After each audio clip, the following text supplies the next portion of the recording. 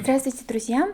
Меня зовут Карла Гач. Я являюсь специалистом магистерской программы по правам человека и устойчивости и по совместительству сотрудником по правам детей здесь, в Академии ОБСЕ в Бишкеке. Прежде чем мы начнем, хотелось бы отметить, что наше интервью под названием «Луч света» никоим образом не отображают ни мнение Академии ОБСЕ в Бишкеке, ни мнение глобального кампуса по правам человека. Интервью наши нацелены на то, чтобы осветить работу тех людей, которые сделали и делают очень много для развития и процветания детей в Кыргызстане, в Центральной Азии, в мире через свою работу. Люди, которые поддерживают, защищают, помогают тем детям, которые сильно в этом нуждаются. И сегодня нашей гостьей является Мирим Усманалиева. Мирим является директором организации «Оазис». Мирим, здравствуйте. Здравствуйте. Спасибо вам большое, что пришли сегодня к нам, согласились на интервью.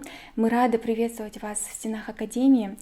Первый наш вопрос. Могли бы, пожалуйста, вкратце рассказать про деятельность вашей организации, в целом про нынешние проекты? Да. Спасибо, что пригласили и заинтересовались нашей работой. Я являюсь руководителем фонда «Оазис». Я работаю в сфере защиты детей более 8 лет. И основными программами фонда «Оазис» являются это прямая помощь пострадавшим детям от насилия. У нас также есть направление касательно противодействия торговли детьми. Мы проводим очень много исследовательской адвокационной работы именно по защите детей и женщин пострадавших. И также у нас есть программа отдельная по работе с уязвимой молодежью. Очень часто у нас есть социально исключенные группы, это вот выпускники интернатных учреждений, дети в конфликте с законом. Мы стараемся реализовывать различные программы, проекты по их реабилитации и реинтеграции. Спасибо, что поделились. Можете, пожалуйста, рассказать, с какими сложностями вы сталкиваетесь во время реализации ваших проектов? Ну, в целом, мы стараемся очень много работать с детьми, именно с уязвимыми детьми. Конечно, немногие выдерживают, да, особенно это дети, у которых есть комплексные травмы, страдают посттравматическим стрессовым расстройством. Очень многих детей и молодежи нету близких людей, родителей. И работать с такими детьми требует особых навыков, умений. И очень часто социальные работники и также наши специалисты могут просто эмоционально выгореть. То есть эмоциональное выгорание является основной проблемой, да, среди социальных работников в нашей сфере. Конечно, очень непростая у вас сфера. Скажите, пожалуйста, что вдохновляет вас оставаться в этой сфере, что помогает вам оставаться в ресурсе, быть в ресурсе? Ну, конечно, вдохновляет истории, да, когда мы видим, что молодые ребята, они меняют свои жизни, да, например, очень часто бывает, что какой-то молодой человек, он наркозависимый, да, попадает в преступность, и именно через наши программы мы стараемся помогать таким молодым людям, и когда мы видим, что они прекращают, например, употреблять наркотики, занимаются спортом, больше хотят учиться, да, хотят менять свои жизни к лучшему, да, у нас появляется такое, знаете, вдохновение, новые силы, мотивация, да, что-то делать.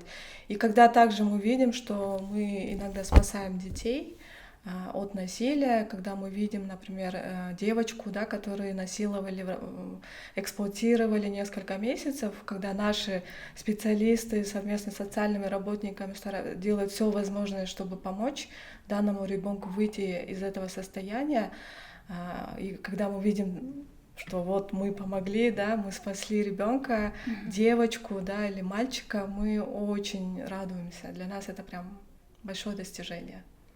Здорово. А вот скажите, пожалуйста, как вы считаете, какие проблемы, может быть, 2-3 проблемы в Центральной Азии либо в Кыргызстане являются самыми важными в сфере прав детей, которым необходимо уделять внимание? Вообще у нас многие спрашивают, да, почему там вовремя не помогли детям, да, почему только выявили, когда там после 6 месяцев, да. мы хотим отметить, что есть большая проблема по реагированию на случаи насилия, например. Если очень часто случаи насилия выявляют очень поздно, то есть это латентный вид преступности, да, дети об этом не говорят, потому что дети считают, что это стыдно, они очень часто пугливы, да, очень часто боятся об этом говорить, поэтому мы учим очень часто социальных педагогов, социальных работников распознавать именно признаки насилия среди детей, потому что ребенок в 90% случаев он никогда не придет и не скажет, вот кто-то меня, например, обидел, там, побил, либо изнасиловал. Ребенок не скажет. Вот. И вторая проблема, о которой мы хотим сказать, что насилие прежде всего это проблема социальных норм. Потому что очень часто говорят, а почему вот все пытаются что-то делать в этой сфере и не получается искоренить насилие, да?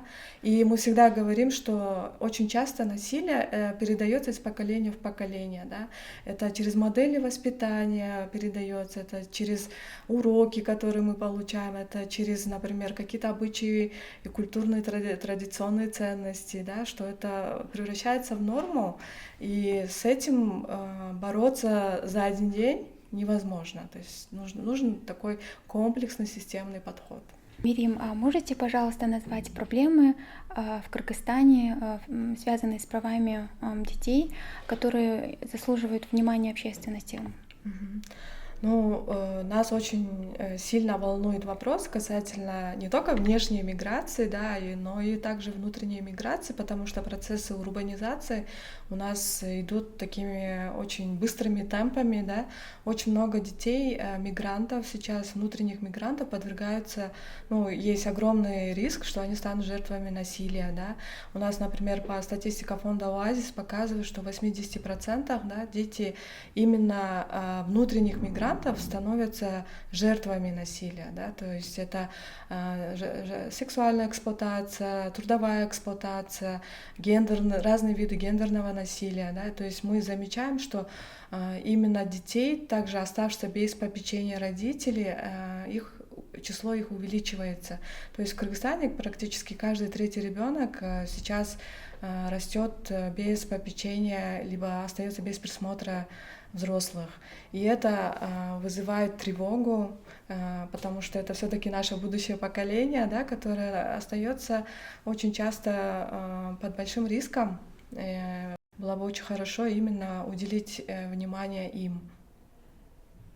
То есть вы считаете, что для того, чтобы решить эти проблемы, да, необходимо уже применять определенный комплексный подход? Обязательно, и да. работать не с теми проблемами, которые на поверхности, да, а то, что на корню. И я еще считаю, что нужны глубокие исследования в этом вопросе. К сожалению, в Кыргызстане только некоторые международные организации проводят исследования, да, но было бы очень хорошо, например, точечные какие-то исследования среди наиболее уязвимых групп, да, каких-то, например, сообществ, на которые очень часто не обращают внимания.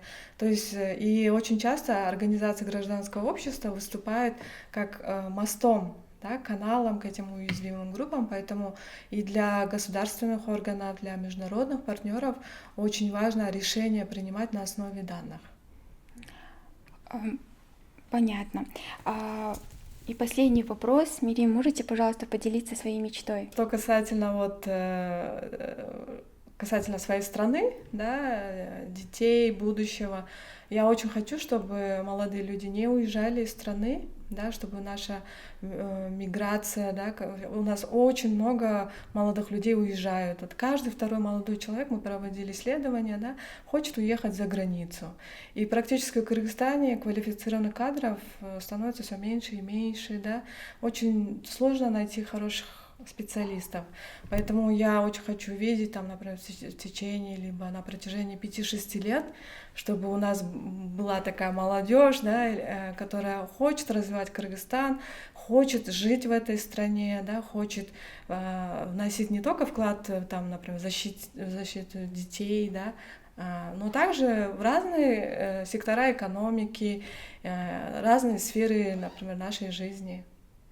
Спасибо вам большое, замечательная мечта, Мири. Мы хотели бы еще раз поблагодарить вас за ваше время, за то, что вы пришли к нам в Академию.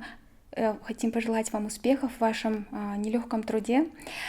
Спасибо вам большое, друзья, за внимание и до новых встреч.